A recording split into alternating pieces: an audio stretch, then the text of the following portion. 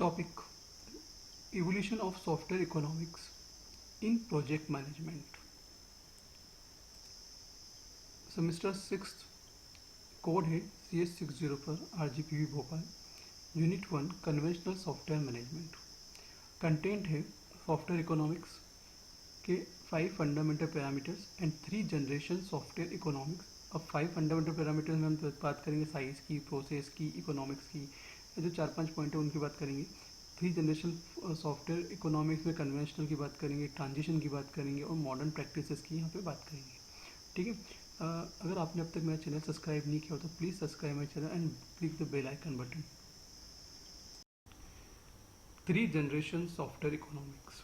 अब जो 3 generation software economics है उसमें 3 इंपॉर्टेंट पॉइंट है यहाँ पे: conventional, transition and modern practices. ठीक है ना. हम यहाँ तीनों के बारे में डिफरेंस करेंगे, मतलब डिफ्रेंशिएट करेंगे कि ये तीनों चीज़ है क्या. ठीक है. This diagram shows generation software economics in the form of basic technology. किसके बेसिस पे कर रहा है ये? जो उस ड्यूरेशन में टेक्नोलॉजी यूज़ थी उसके बेसिस पे ये डिफ्रेंशिएट करेगा. टूल के बेसिस पे, कंपोनेंट के बेसिस पे एंड जहाँ पे उस वक्त जो प्रोसेस चलती थी उसके बेसिस पे हम यहाँ पे करें उसको डिफ्रेंशिएट भी करेंगे. ठीक है ना. और यहाँ पे जो रिक्वायर्ड लेवल्स है of quality and personal are assume to be constant. मतलब यहाँ पे क्या किस टाइप क्वालिटी मेजर की जाती थी या किस टाइप से क्वालिटी को मेंटेन किया जाता था, उसके बेसिस पे भी हम क्या कर सकते हैं, इनको डिफ्रेंशिएट कर सकते हैं इन तीनों ऑप्शंस को. किस किस को? कन्वेंशनल को, ट्रांजिशंस को एंड मॉडर्न प्रैक्टिसेस को. क्लियर है. तो फर्स्ट पॉइंट है, हम पहले हमें समझेंगे कि ये होता क्या है. First, conventional. क्लियर है. तो कन्वेंशनल जो था एक प्रकार से कन्वेंशनल सॉफ्टवेयर इज डेवलप हुआ था जब 1960 से 1970 के बीच में. क्लियर है. और यह development treated as a craftsmanship के बोला जाता था. उसको क्या बोलते थे? हम क्राफ्टमैनशिप बोलते थे. Organisation use custom tools, custom process, virtually customs component built in primitives languages. ठीक है ना. और here the performance of project is highly predictable and cost schedule and quality objective were always unachievable. देखिए यहाँ ये इसका मतलब है कि इस ड्यूरेशन में हम किसकी बात करते हैं? कस्टम की ही बात करते हैं. यहाँ जितने भी हम जो भी चीज़ डिज़ाइन की गई थी कस्टम बेस्ड डिज़ाइन हुई थी. ठीक है ना. और यहाँ पे जो मेन पॉइंट था कि यहाँ परफॉर्मेंस की जब बात करें जो भी, तो हाईली प्रिडिक्टेबल्स, मतलब सोचना पड़ता था कि प्रिडिक्टेबल है या नहीं. शेड्यूल टाइम बढ़ जाता था, कॉस्ट बढ़ जाती थी, क्वालिटी की तो कोई गारंटी नहीं थी, क्वालिटी वो मेंटेन कर पाए या नहीं कर पाए. मतलब यूँ कह सकते हैं कि नियर अबाउट 10 प्रोजेक्ट ही जो थे वो शेड्यूल टाइम पे या टाइम पे ही कंप्लीट होते थे. बाकी 90% जो थे प्रोजेक्ट वो क्या थे, वो या तो होते ही नहीं थे या तो होते थे तो उसका टाइम पीरियड बढ़ जाता था. क्लियर है. नेक्स्ट है ट्रांजिशन फेज. ट्रांजिशन फेज में क्या था? जब ना कन्वेंशनल फेज में कहीं ना कहीं बहुत सारी प्रॉब्लम आ रही थी. 1960 से 1970 के बीच में बहुत सारी प्रॉब्लम हमने फेस की. देखा जाए तो इंडिया ने ये प्रॉब्लम तो फेस की ही नहीं, क्योंकि ये फेज तो हम लोगों जब हमारे जब तक आया सॉफ्टवेयर हमारे यहाँ, तब 1990 के बाद हमारे इंडिया में सॉफ्टवेयर आया था. ठीक है ना. वो भी राजीव गांधी के द्वारा जब 21वीं सदी का स्टार्टिंग कही जाती थी हमारे यहाँ. ठीक है. उसके पहले तो हमारे यहाँ सिस्टम थे ही नहीं. तो ये तो उनकी वहाँ जहाँ बात हो रही जहाँ पे सिस्टम यूज़ हो रहे थे, तो वहाँ पे कन्वेंशनल भी अप्रोच हुई थी.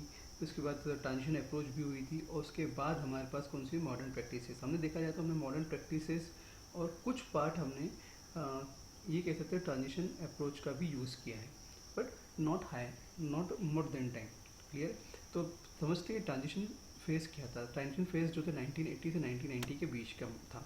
उस ड्यूरेशन में क्या था, जो भी सॉफ्टवेयर इंजीनियर्स थे उन्होंने कुछ कॉन्सेप्ट को चेंज किया और रिपीटेशन चालू की, क्योंकि उसको जो उस ड्यूरेशन में हम नहीं कर पा रहे थे, यहाँ पे हमने कुछ चेंजेस किए कॉन्सेप्ट को.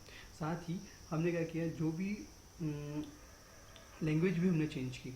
लैंग्वेज कौन सी चेंज की? हाई लेवल लैंग्वेज का यूज़ किया. साथ ही हमने कुछ ऐसे कमर्शियल्स कंपोनेंट भी उस वक्त एग्जिस्ट हो चुके थे, उनका भी यूज़ किया. जैसे फॉर एग्जांपल ऑपरेटिंग सिस्टम की बात कर लें हम लोग, डेटाबेस की बात कर लें, कंप्यूटर नेटवर्क की बात कर लें, ग्राफिक्स यूज़र इंटरफेस की बात कर लें. उस ड्यूरेशन में हमने यूज़ किया. जैसे क्योंकि हमने उसके बाद ही ग्राफिक्स यूज़र इंटरफेस आया था. तो इसके अलावा क्या हुआ,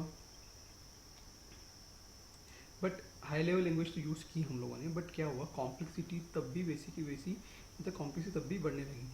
और उसकी वजह से क्या हुआ, हम उस जो भी सॉफ्टवेयर डिज़ाइन करते थे उस सॉफ्टवेयर को हम बहुत लॉन्ग टर्म तक यूज़ नहीं कर पाते थे, और अल्टीमेटली क्या हुआ, हमको फिर क्या उसके उसके रख रखाव की भी प्रॉब्लम होगी, क्योंकि उसका मेंटेनेंस करना बहुत मुश्किल हुआ, अल्टीमेटली हमको नए सॉफ्टवेयर बनाने पड़ते थे बार बार।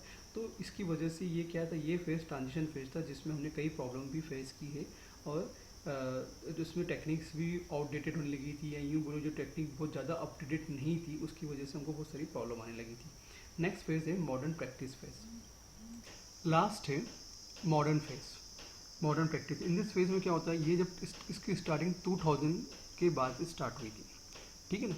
इस फेज़ में हमने क्या करा था, कुछ और कॉन्सेप्ट चेंज किए, और इस फेज़ में क्या करा, हमने क्या करा, जो सॉफ्टवेयर बना रहे थे उसके प्रोडक्शन की यूनिट को बढ़ाया गया।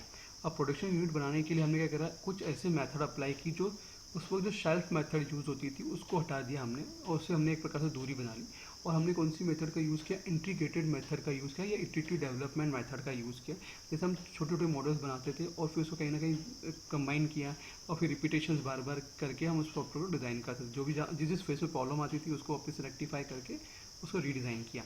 तो उससे क्या हुआ, हमारा ये मॉडर्न फेज इसमें हाई लेवल लैंग्वेज का तो यूज़ किया ही किया, ऐसा नहीं कि हाई लेवल लैंग्वेज यूज़ नहीं हुई, बट हाई लेवल लैंग्वेज में भी हमने वो लैंग्वेज यूज़ की जिससे, जैसे for example Java is the most good language, .NET आ गई थी। फिर अभी आप देख लीजिए बहुत सारी नई नई न्यू लैंग्वेजेस आ गई है जिसका हम यूज़ कर रहे हैं उसको बनाने के लिए, उसको डिज़ाइन करने के लिए। और जो उसमें कमियां आ रही थी प्रीवियस में, जो और जो करंट में जो कमियां आ रही थी वो भी क्या हो रही है, रेक्टिफाई हो रही है, और हम इजीली उसको डिज़ाइन कर रहे हैं। और इससे क्या हो रहा है, हमारा जो सॉफ्टवेयर है जो लॉन्ग टर्म तक यूज़ होता, जो लॉन्ग टर्म में बनता था, या कॉम्प्लेक्सिटी जो ज़्यादा बन होती थी वो बहुत आसानी से सॉल्व हो रही है अब न्यू सॉफ्टवेयर की वजह से, या न्यू लैंग्वेजेस की वजह से, न्यू बोल सकते हैं, न्यू लैंग्वेज या न्यू टेक्निक्स की वजह से इजीली सॉल्व हो रही है, और हम उसे इजीली बना भी लेते हैं। जैसे फॉर एग्जांपल एंड्रॉइड की बात करते हैं, एंड्रॉइड जो भी ऐप डिज़ाइन करता है बहुत स्मॉल वे में डिज़ाइन कर देता है, या आप कोई भी वेबसाइट डिज़ाइन करना चाहो तो वो भी बहुत आसानी से डिज़ाइन हो जाती है। तो बड़े बड़े सॉफ्टवेयर हो या बड़े बड़े आप जो डिज़ाइन करवाना चाहते हो वो ईजिली डिज़ाइन हो जाता है, कम समय में और कम पैसों में बहुत आसानी से डिज़ाइन हो जाता है, कम कॉस्टिंग में डिज़ाइन हो जाता है, ठीक है ना। तो आपको एक ऊपर एक टारगेट ऑब्जेक्टिव इंक्लूड ROI लिखना था, रिटर्न ऑफ इन्वेस्टमेंट की बात हो रही है यहाँ पे, यह एक कॉस्ट है और ये किसके बीच में, साइज़ के बीच में एक क्या हो रहा है, एक ग्राफ डिज़ाइन हुआ है। ये पहला जो फर्स्ट है कन्वेंशनल का है, दूसरा ट्रांजिशन का है, तीसरा मॉडर्न प्रैक्टिस का है। पहले हम कन्वेंशनल की बात करते हैं, तो कन्वेंशनल में आप ये देख रहे हैं कि जो ग्राफ है ना अप जा रहा है, ठीक है ना, मतलब इसकी कॉस्ट बढ़ती जा रही है, मतलब साइज़ भी बढ़ रही है और कॉस्ट भी बढ़ रही है, आप समझ रहे हैं। तो क्योंकि उस ड्यूरेशन में जो भी सॉफ्टवेयर डिज़ाइन किया जाता था कस्टमर से रिक्वायरमेंट लेते थे वो लोग, सब जो भी करते थे, पर उसके वजह उसको जो एक तो टाइम पे नहीं देते थे, एक शेड्यूल टाइम पे नहीं था, उसकी कोडिंग हाई हो जाती थी, कॉम्प्लेक्सिटी ज़्यादा बढ़ जाती थी। तो उसकी वजह से क्या हो रही है, उसकी कॉस्टिंग भी क्या हो रही है, हाई हो रही है, और साइज़ भी क्या जाती है उस प्रोजेक्ट की हाई थी, ठीक है, और वो बहुत लॉन्ग ड्यूरेशन तक नहीं चलते थे। सेकंड है ट्रांजिशन। ट्रांजिशन पेज में हम डेफिनेटली हमने हाई लेवल लैंग्वेज का यूज़ किया, मतलब ऑब्जेक्ट ओरिएंटेड लैंग्वेज का यूज़ किया है, पर उस ड्यूरेशन में भी क्या हुआ कि हम जैसा चाहें वैसा मतलब प्रोग्रामिंग करते तो थे, बट उसको ग्राफिकली डिज़ाइन करना, ये वो सब चीज़ को ना यूज़र इंटरफेस से डिज़ाइन करना ये सब था, बट बहुत अच्छे से डिज़ाइन नहीं कर पाते थे। तब भी वहाँ डेफिनेटली आप देख रहे हो उसकी कॉस्टिंग तब भी बढ़ रही है उस ड्यूरेशन में, है ना।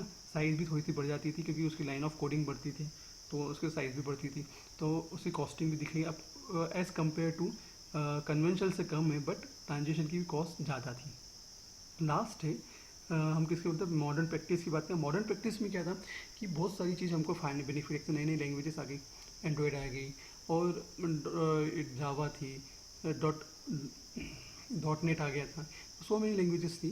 तो उस और कम समय में बहुत अच्छे अच्छे प्रोजेक्ट डिज़ाइन होने लगे, और उससे बेनिफिट भी होने लगा। जैसे सॉफ्टवेयर ROI की बात हुई यहाँ पे, तो रिटर्न ऑफ इन्वेस्टमेंट में जैसे हमने फॉर एग्जांपल कोई प्रोजेक्ट बनाया, तो वो प्रोजेक्ट हमें बहुत ही छोटे लेवल पे बना के हमने मार्केट में बेच दिया, पर सामने वाले को यूज़र को मालूम है ना कितना क्या लगा, कितने टाइम में बना, बट उसको तो मालूम है कि प्रोजेक्ट अच्छा बना, उसको तो ये मतलब है।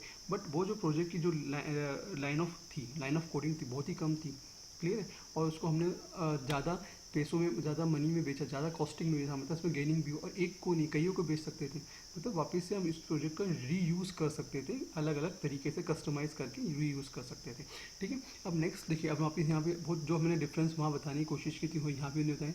देखिए 1980 से 1970 का है, तो ये 1980 से 1990 का है, और ये 2000 से ऑन तक है, मतलब अब तक चल ही आ रहा है मॉडर्न प्रैक्टिस। हम अभी हम कौन से युग में है, मॉडर्न प्रैक्टिस के युग में है।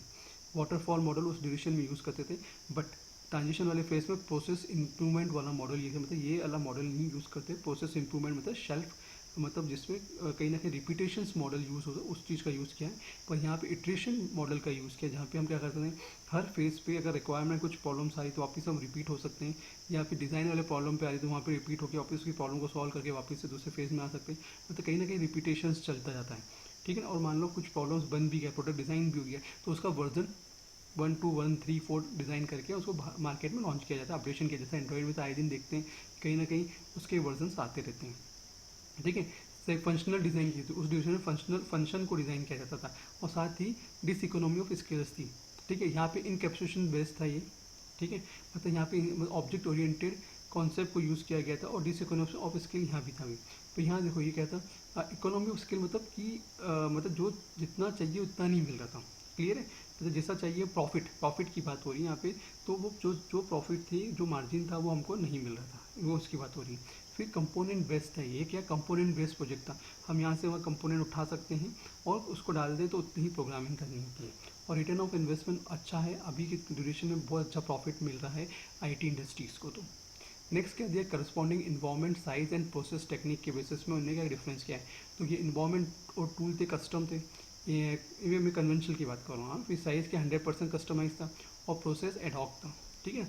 अब ट्रांजिशन में क्या हो रहा है, इन्वायरमेंट और टूल्स की बात करें तो ऑफ द शेल था और सेपरेट था।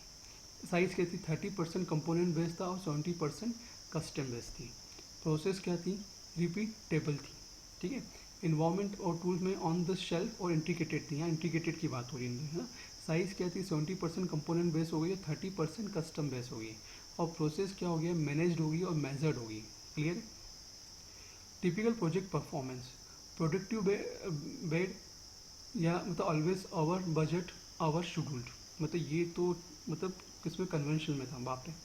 फिर अनप्रिडिक्टेबल मतलब इनफ्रिक्वेंटली, ऑन बजट ऑन शेड्यूल, मतलब ये था कि ऑन बजट ऑन शेड्यूल था, पर इनफ्रिक्वेंटली, ज़रूरी नहीं कि सही हो जाए हो नहीं जाए, ये भी अनप्रिडिक्टेबल था, समझ में।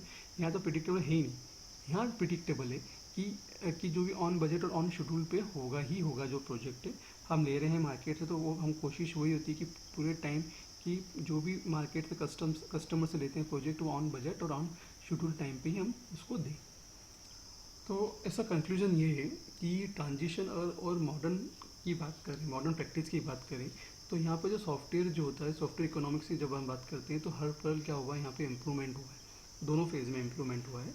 ट्रांजिशन फेज़ में इम्प्रूवमेंट हुआ है, बट कुछ लिमिट तक हुआ है, पर अभी कंडीशन में देखें तो बहुत ज़्यादा इम्प्रूवमेंट हो गया, और इतना ज़्यादा कि हम कोई भी प्रोजेक्ट बनाते हैं उसके लिए आए दिन नई लैंग्वेज आ जाती है, और उसको हम बहुत ईजी वे में डिज़ाइन करके सामने वालों को दे देते हैं, ठीक है। तो समय की गारंटी, ये नहीं कह सकते हैं कि हर चीज़ की गारंटी है, बट कोशिश रहती है कि गारंटी है। डेवलपर की जो इलास्टिसिटी है वो हमेशा मतलब चेंज होती रहती है, और वो हमेशा कोशिश करता है कि जो प्रीवियस जो होते हैं उससे जो भी प्रीवियस हिस्ट्री उससे क्या कंपेयर करके ही वो न्यू चीज़ों को डेवलप करता है, और उसके बेसिस पे ही वो क्या करता है, डिज़ाइन करता है प्रोजेक्ट को। तो ये थी differences between the conventional, transition and modern practices. It is clear. Thank you.